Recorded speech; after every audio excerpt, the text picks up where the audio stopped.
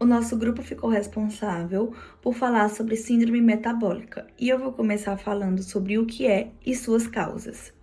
Síndrome metabólica, ela vai ser um conjunto de alterações metabólicas e hormonais que juntas aumentam o risco da gente desenvolver doenças cardiovasculares e diabetes tipo 2.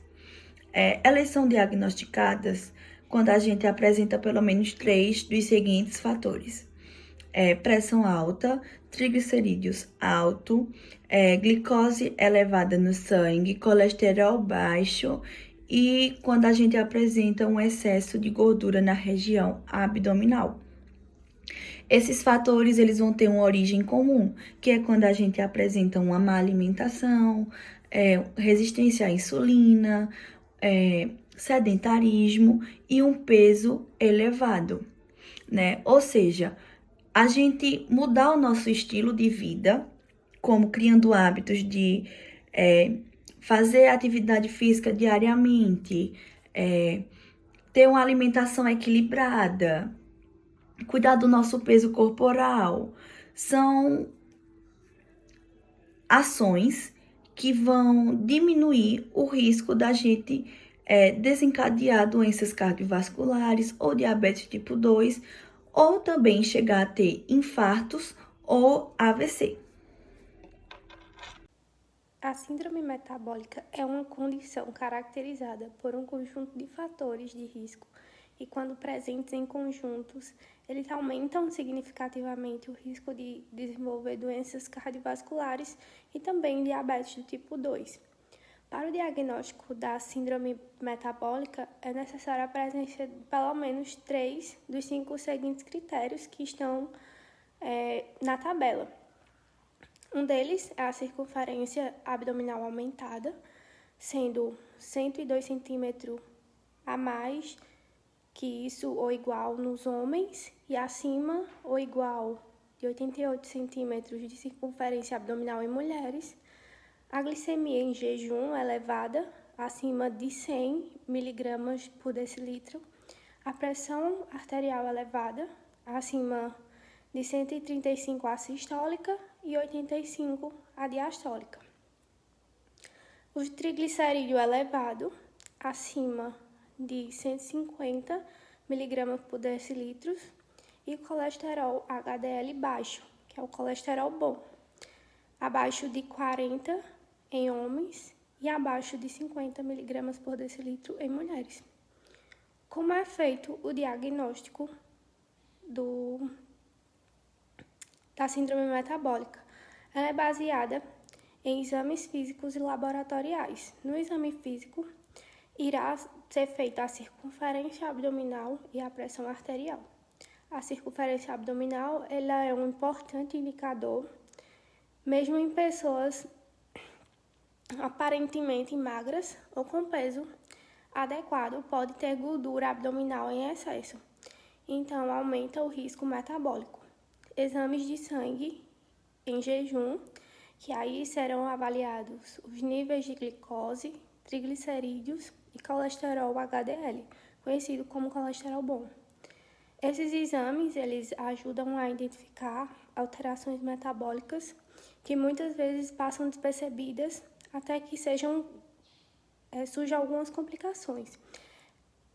A importância da circunferência abdominal, como já falei, é porque ela é um indicador inicial. Valores aumentados estão diretamente relacionados com o risco cardiovascular e metabólico. Inclusive, o valor de referência pode variar de acordo com a etnia e também do sexo. Por isso, a medição da circunferência abdominal ela deve ser um processo de rotina, mesmo em pessoas que não apresentam sobrepeso. E aí nós temos também os riscos associados. Quando a pessoa ela apresenta 4 ou 5 dos critérios do diagnóstico da síndrome metabólica, o risco de complicações aumenta significativamente. 25% aumenta significativamente 25% dos riscos de desenvolver diabetes do tipo 2 e 4 vezes maior chance de desenvolver doenças cardiovasculares. Então, esses dados eles são importantes no diagnóstico precoce e também na prevenção e controle da síndrome metabólica. A obesidade, especialmente a central, a que gera o acúmulo de gordura na região abdominal, é um dos principais fatores de risco para o desenvolvimento da resistência à insulina, a condição em que as células do corpo não respondem adequadamente à insulina. Isso leva ao aumento dos níveis de glicose no sangue, favorecendo o surgimento da diabetes tipo 2. Assim, a obesidade e a diabetes estão diretamente conectadas dentro do contexto da síndrome metabólica, formando um ciclo onde o excesso de gordura corporal agrava o controle glicêmico e a hiperglicemia. Por sua vez, piora o metabolismo lipídico e inflamatório. Quanto maior o grau de obesidade, maior a sobrecarga metabólica e o risco de desenvolver complicações relacionadas ao controle glicêmico. Por isso, o controle do peso corporal é fundamental na prevenção e no manejo da diabetes do tipo 2. Fisiopatologia. Eu vou começar falando sobre a obesidade central. O que é a obesidade central? É o acúmulo de tecido adiposo bem no centro do abdômen. E que tecido adiposo é esse? Nessa primeira foto a gente vê que o tecido adiposo se distribui em duas partes principalmente.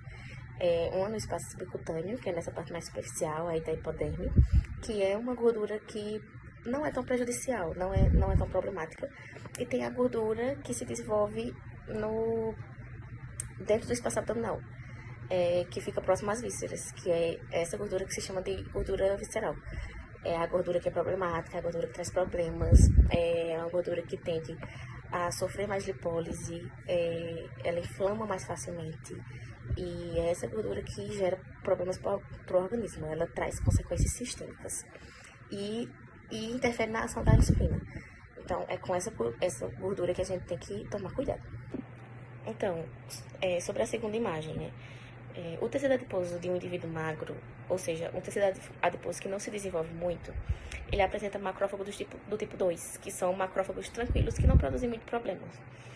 Quando esse tecido começa a aumentar, começa a hipertrofiar, por causa do aumento da ingestão de alimento, começa a ter uma lipogênese mais aumentada, porque se você ingere mais carboidrato, você aumenta a produção de insulina, e a insulina estimula a lipogênese, que é o aumento da produção de lipídio, né? Esses adipócitos que compõem o tecido adiposo vão crescer e vão sofrer o processo de hipertrofia, né? E esse tecido adiposo hipertrofiado começa a ter a infiltração de um macrófago diferente, que é o macrófago M1, que está aí na imagem. Esse macrófago é mais inflamatório, ele é mais reativo. É aí que começam, né, os problemas. Esse macrófago libera componentes inflamatórios, que estão escritos aí nesse quadro azul aí abaixo, e ele sinaliza para os adipócitos a liberarem também adipocinas, que são hormônios dos adipócitos. Então, ele libera mais adipocinas que vão produzir maior resistência à ação da insulina, como por exemplo aí no quadro tem a leptina, a resistina, e libera menos adiponectina, que é uma adipocina do bem, que aumenta a atividade da insulina nos tecidos, tanto muscular quanto no fígado. Então, né, ela vai liberar menos e vai liberar mais as que vão trazer problemas, que vão dificultar a ação da insulina. E isso gera aumento da glicemia, e é aí que começa o quadro da resistência insulínica sistêmica, que é basicamente a insulina vai funcionar menos por conta dessas substâncias que estão nesse tecido adiposo que está hipertrofiado. A prevenção da síndrome metabólica, ela envolve principalmente as mudanças no estilo de vida, que ajuda a controlar os fatores de risco, como obesidade abdominal, pressão alta, colesterol alterado e resistência à insulina. Então, ter uma alimentação saudável, fazer dietas, fazer atividades físicas regulares, exercícios aeróbicos, pelo menos uma caminhada, uma corrida, bicicleta, pelo menos 150 minutos por semana, fazer um treino de força de 2 a 3 vezes por semana, porque aí vai melhorar a sensibilidade à insulina e o metabolismo. E ter um controle do peso corporal. Se você perder de 5 a 10% do peso corporal, já pode ter uma redução significativa no risco. Evitar o tabagismo e o consumo de álcool, excessivo de álcool, porque ambos aumentam o risco cardiovascular e a resistência à insulina. Melhorar a qualidade de sono, dormir mal vai favorecer as alterações hormonais que contribuem para o ganho de peso e a resistência à insulina. Então, ter um gerenciamento do estresse, fazer técnicas como tomar alguma medicação, fazer terapia, um lazer, eles ajudam a equilibrar os hormônios e prevenir hábitos prejudiciais, como comer por conta da ansiedade. E ter um acompanhamento regular para monitorar a pressão arterial, colesterol, glicemia, a circunferência abdominal, porque aí ajuda a detectar algumas alterações. Agora eu vou falar um pouco sobre o tratamento medicamentoso da síndrome metabólica. E antes de qualquer prescrição de medicamentos, nós sabemos que o mais saudável e correto seria a mudança nos hábitos de vida, numa alimentação mais saudável, numa rotina de atividades físicas que iriam tirar, né, esse paciente do sedentarismo, trazer uma vida mais ativa e mais saudável para ela. Em relação ao tratamento fisioterapêutico, nós sabemos que nós fisioterapeutas e profissionais da saúde, nós temos um grande impacto, né, nesses pacientes com síndromes metabólicas, porque acima de tudo, antes de tudo, nós temos o objetivo com a prevenção de doenças e promoção de saúde. Então, é de suma importância, né, e é um dos objetivos, que é trazer essas orientações a respeito do estilo de vida, dos hábitos alimentares e promover uma melhora de integridade do sistema respiratório, de a baixa do colesterol, qualidade de vida, causando uma diminuição, né, nos fatores de risco e um retardo ou grande diminuição também nos sinais e sintomas de instalação de novos problemas cardiovasculares. Além disso, um dos principais objetivos é realmente ganhar esse condicionamento físico e essa melhora cardiorrespiratória e cardiovascular, além também do controle do IMC, porque normalmente essas pessoas elas vão ter uma tendência a ter um IMC elevado, o que leva a várias outras complicações em relação ao cardiorrespiratório, ao cardiovascular.